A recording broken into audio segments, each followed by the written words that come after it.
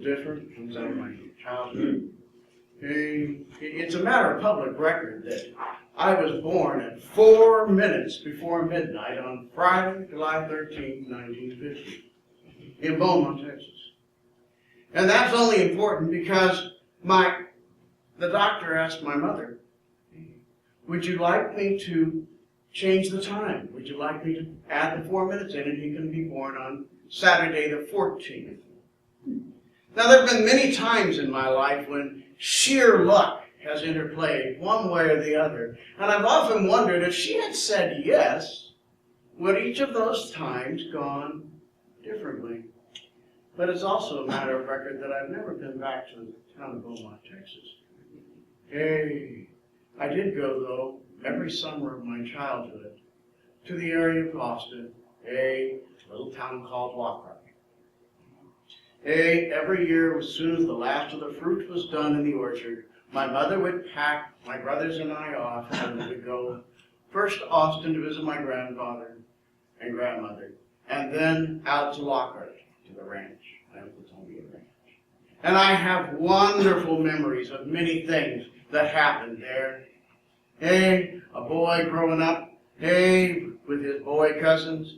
If there was an afternoon thunderstorm, we could take all of our clothes off and play out in the field, get as muddy as we wanted to be, and when we came up to the porch, my mom or aunt would spray us off with the hose, and it'd be no worse than if we hadn't had a bath that day or had one or not. It didn't make any difference. You learn to ride horses, and you went exploring on the hill country, seeing things. But there was one thing that happened there that I didn't like much at all. We'd go fishing. You'd go over to go down to the Onion Creek, or you'd go up to the Onion Pond. But I'm not a fisher person. My younger brother, my older brother, my two older cousins, all of us using the exact same poles, with the exact same reels, and the exact same bait, and they would catch fish after fish after fish, and I would catch nothing at all.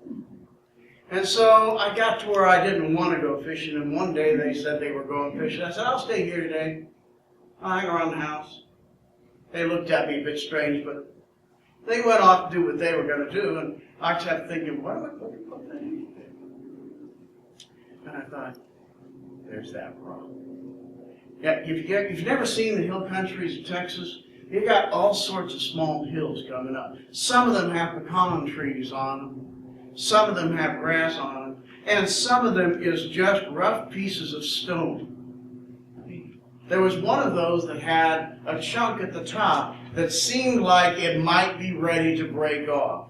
And all that summer, whenever we climbed that rock, we wanted to knock that thing over. We'd fiddle around with it, we'd push on it, we'd throw other rocks at it. And I decided, I'm going to topple that stone today. So I went out to the barn, and I found a shovel and an old pry bar, and I went up, climbed that stake, and I chipped and I pushed and I worked at it. And sure enough, after a few hours of intermittent sweaty work, I managed to topple that stone. It felt good. It would come back down. I thought that was really cool. I climbed down after it and walked up to see where the stone had stopped, and I heard, no boy who's ever been in that part of the country doesn't know what to do. You hear that sound, you stand stark still, and then you wait a few moments, and you find where that snake is, and you step back really slow. But that rattlesnake was half under the stone I had rolled down. Its tail was on one end, its head was on the other. It looked so pitiful. I didn't mean to kill nothing. I was just having fun. I didn't want to leave it like that. So I took that shovel and I got it up to the top and I pushed on it, and then I took off and running the other way thinking that snake would leave me alone. But it didn't. I looked back behind me and that snake was rushing after me.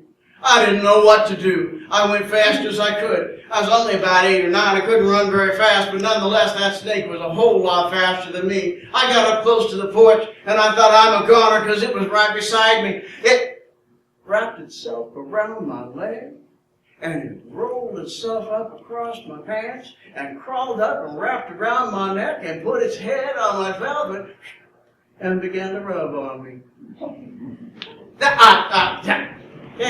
From that moment on, Hiss was my best friend. And Hiss and I had so much fun that summer. I could take a golf ball and go rolling it across, and Hiss would be off like a shot of lightning. He'd grab that thing by his mouth and bring it back to me. He'd have anything. There was a family, the Sperlings, up the road that didn't have much use for us California Texans. Okay? And one day, one of them boys came down with his bicycle, Hiss on the front porch. We were playing ball. Hey, he came rolling up. He'd have said something mean to me, or done something mean to me. But when he stepped on the porch, suddenly there was Hiss going, psst. You never saw a kid take off so fast in all your life. That was the end of that. Now, Hiss and I had other things we played. This was the age of hula hoop. Hey, he made the best hula hoop you ever imagined all your life. He'd grab a hold of himself, you'd be swinging around. If you started to miss, he'd pull himself right back up. Or you could put your arm down like this and he'd wrap himself around it. You could go like this. You could toss him up in the air. He'd be sure to come back right around your neck. It was so much fun. Now, Hiss had a couple of bad habits. One of them was that we weren't always ready to let him out when he wanted out.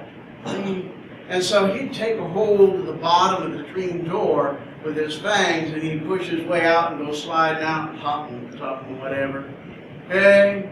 And it got to be a problem because you know what happens when a snake bites something? It swells up.